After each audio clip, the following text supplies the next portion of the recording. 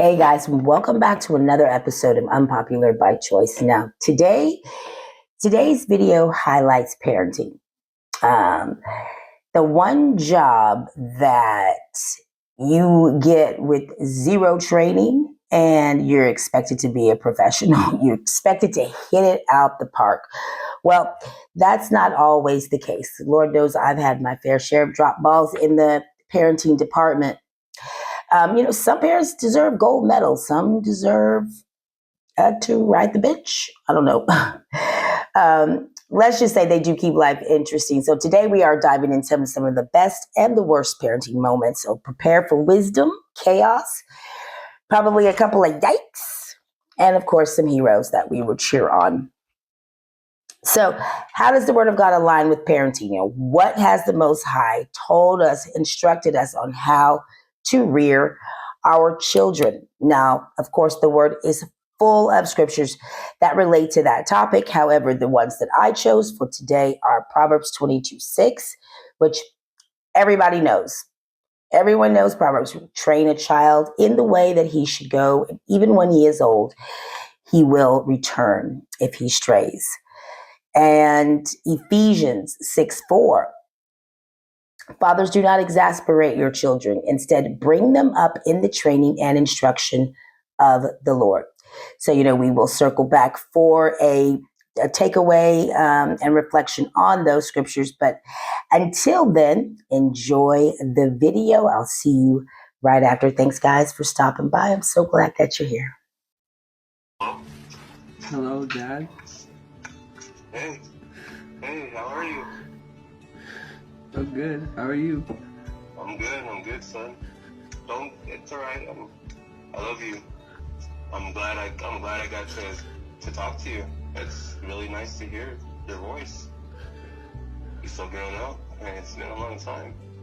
Why did we leave? Why did Mom take us? I really don't know. That's something that I try to figure out for a long time. I mean,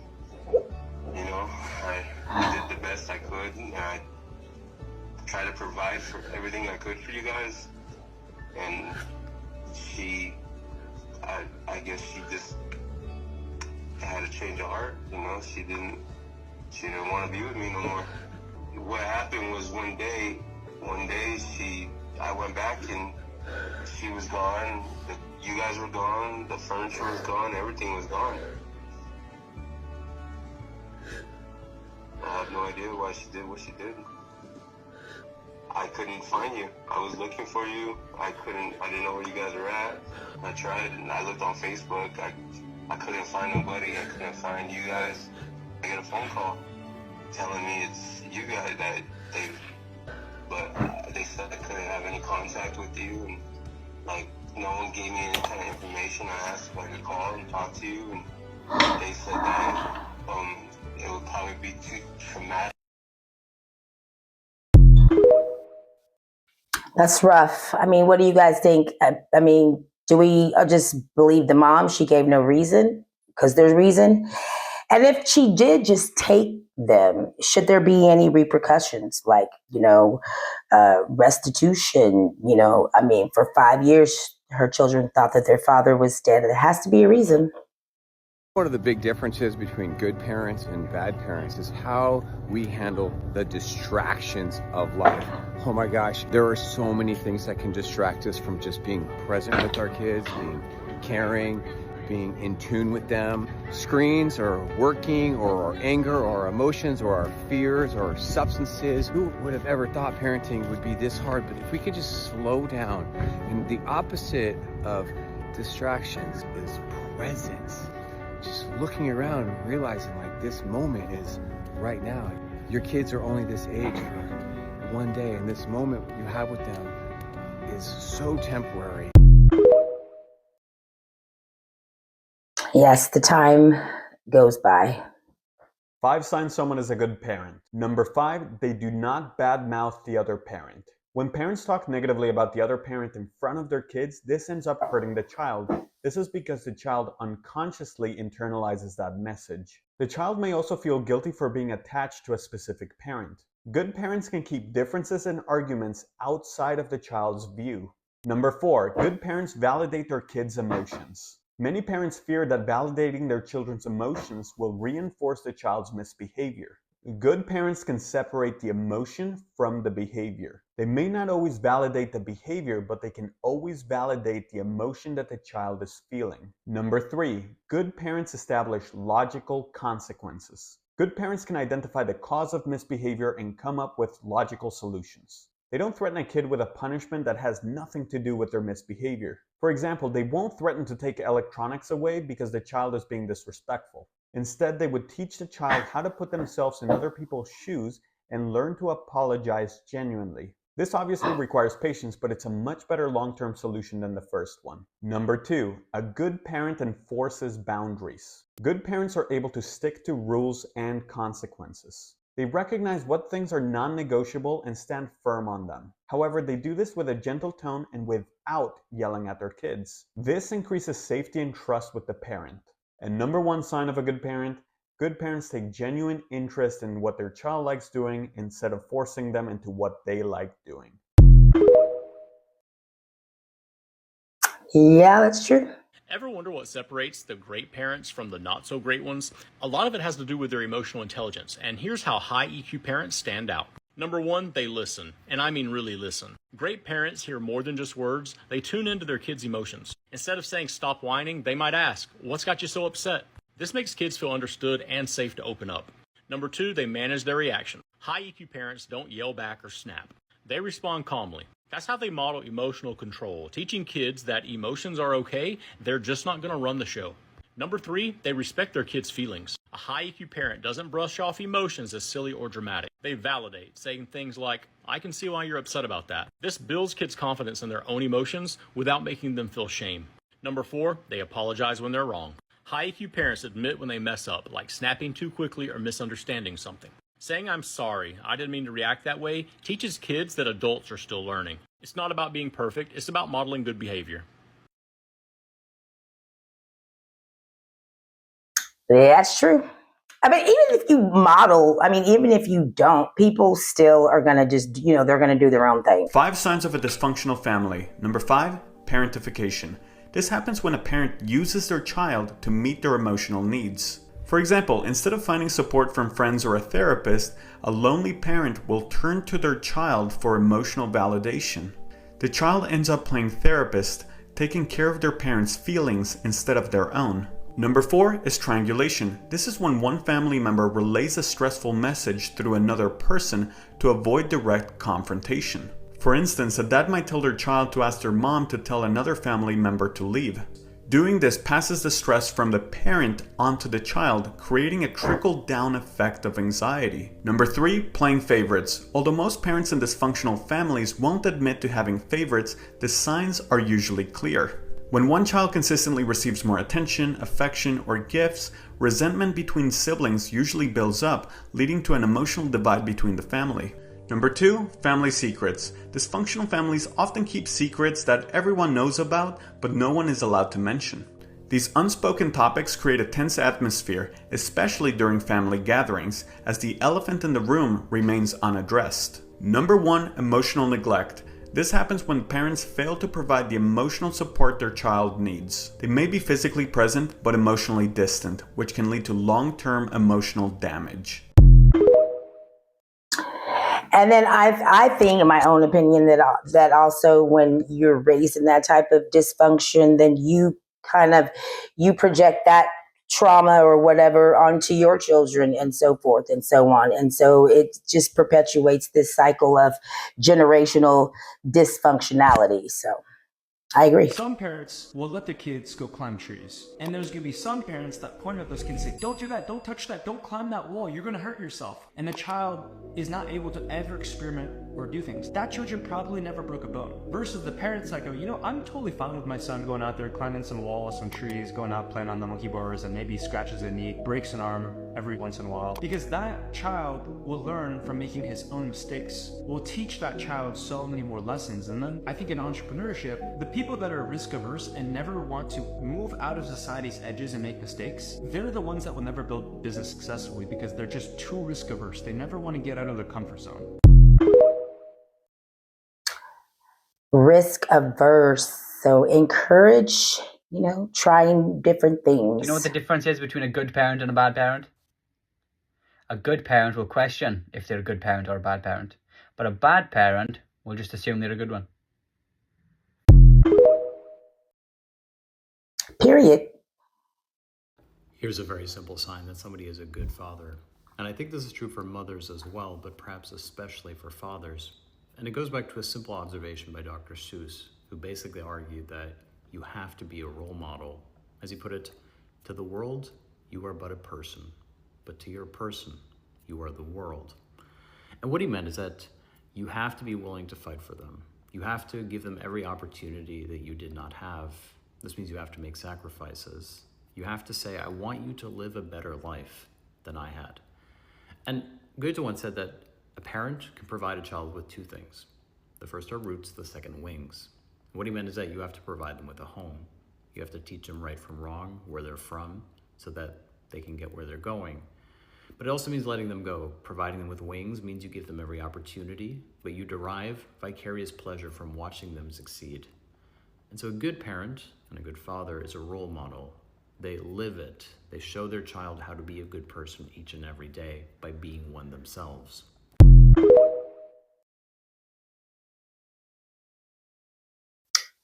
Walk it, talk it. Why are you having kids if you don't parent your kid? Many parents wanted a baby, not a child that they had to parent for the rest of their lives. That's why parents aren't parenting. These parents nowadays will be so quick to drop their child off as soon as the doors open at an early child care center, and then they will leave them there right before they get a late slip. These parents are so lazy, and then they want to say that they're doing gentle parenting when they are actually doing permissive parenting. I know these parents give their kids iPads and they make their kids iPad kids because when their kids in the early child care centers get a hold of our teacher iPads, they operate it as if they worked at the Apple store. Your 3-year-old on the autism spectrum that is a level 3 can operate an iPad as if they are an Apple store employee, yet they can't make simple requests. They don't want to do anything else that doesn't require an iPad. Like, they have no motivation unless you play YouTube.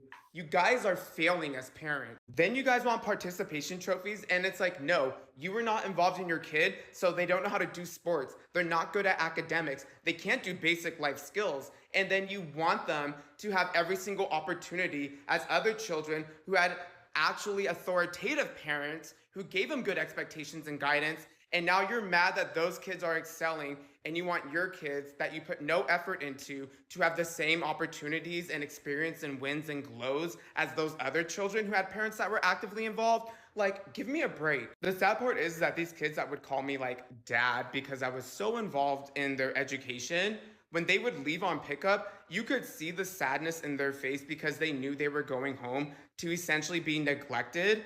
And it's sad. Even when I worked in Head Start, and if you know about Head Start, they serve families that are far below the poverty line. I can't tell you how many times too that those kids that were in diapers would come back from the diapers that we had from the program day before. That means that that child went an entire probably 12, 14 hours without having their diapers changed. Trashy parenting. And don't give me, oh, they're in Head Start, they probably can't afford diapers. You know what? Well, I don't think you parents can afford the dermatology visit, let alone the copay for the medication that you're gonna need to give your child, probably Muprosin, because now they have an intense diaper rash because you left them in a diaper from the program day previously before. I don't know why these parents have kids. Honestly, be so for real.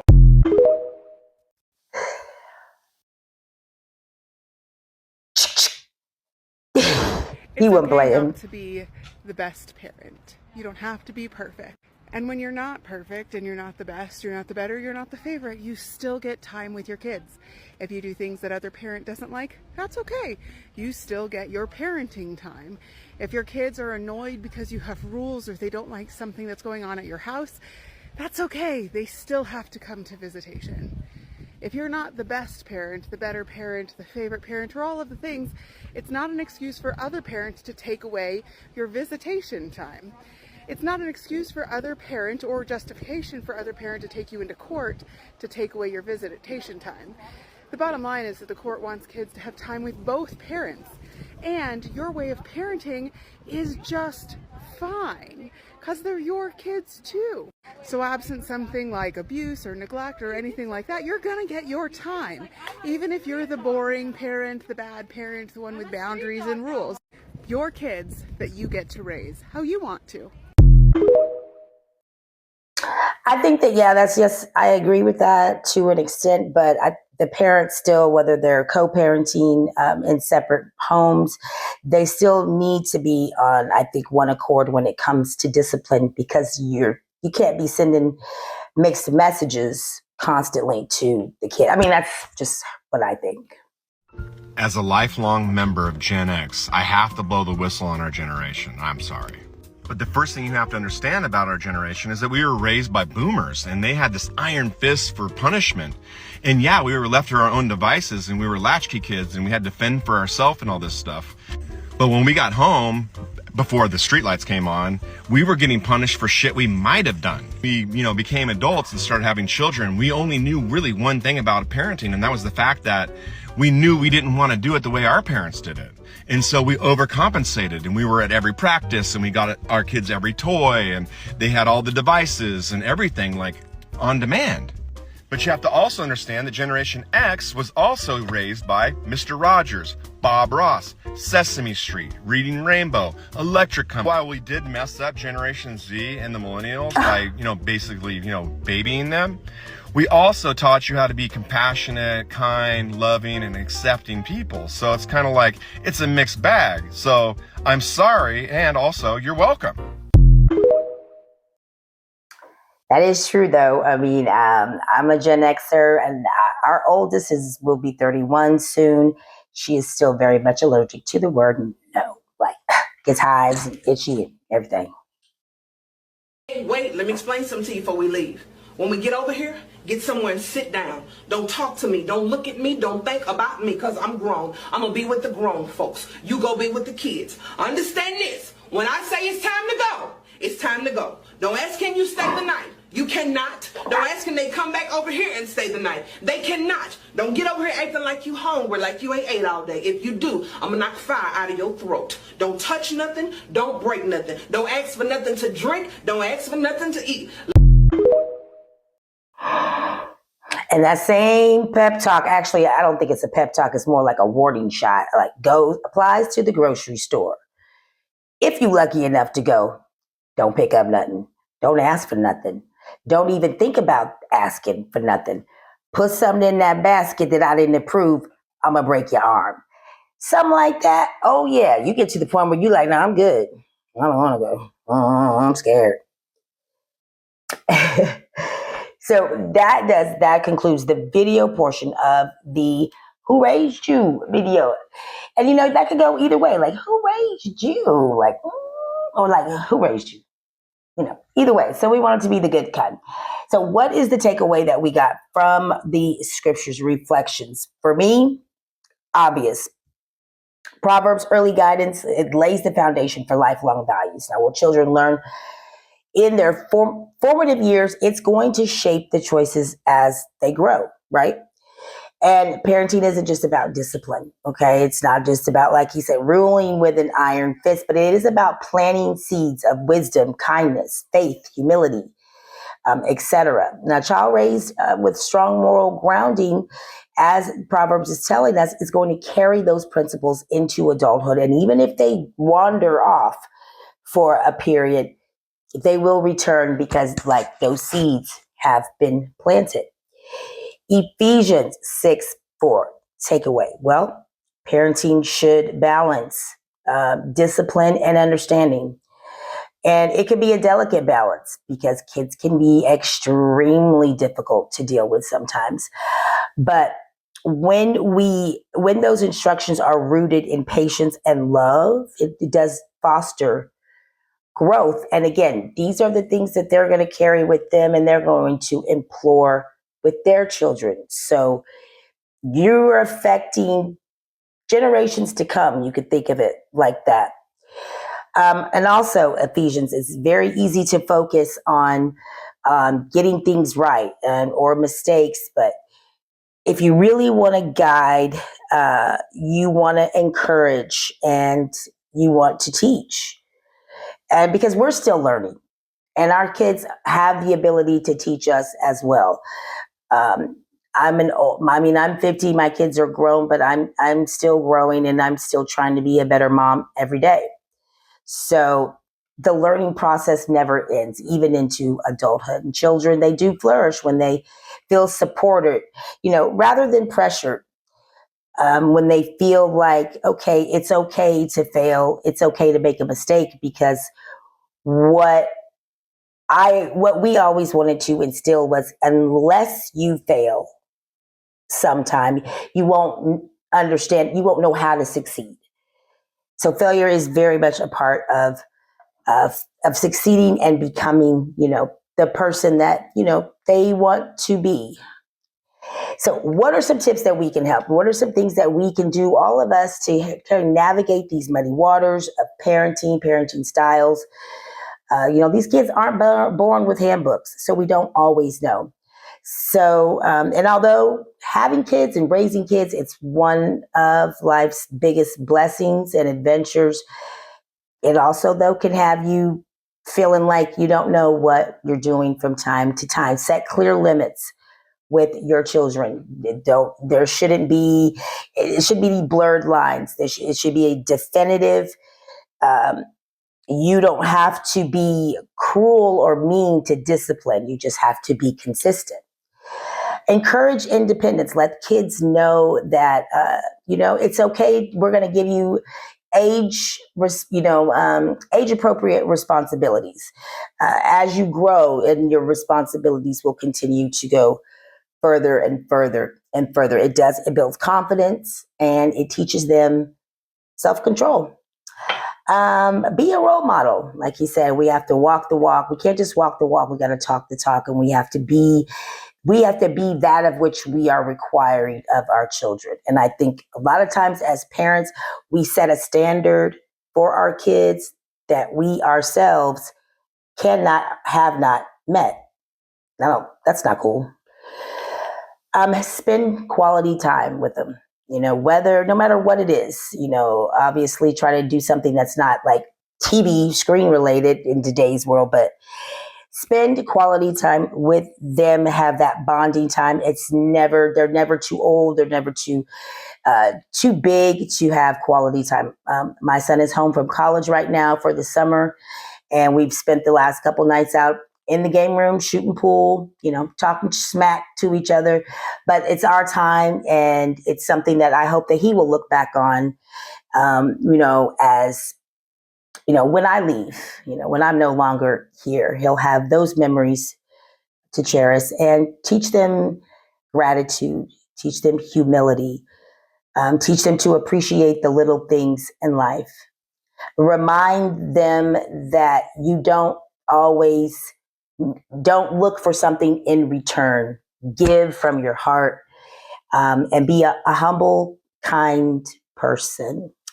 And lastly, have a sense of humor. Laugh, because there are going to be times.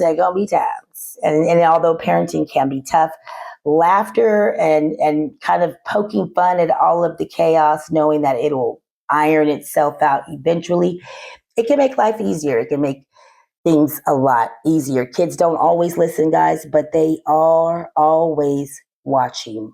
And your words, you may think that your words aren't sinking in, but your actions is what will shape their worldview, and probably more than you realize. So hang in there, guys. You're doing a great job.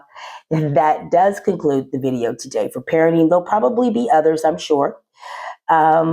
But if this was something that you found helpful, if it was some information that you could utilize, judge yourself accordingly. Like I said, you're never too old to learn and never too young to keep learning.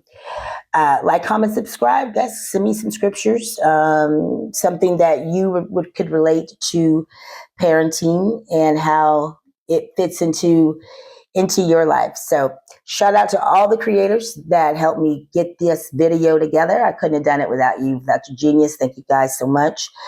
And until next time, hey, it's cool to be unpopular, but never, ever forget Jesus is the way, the truth, and the life. I'll see you guys on the next video.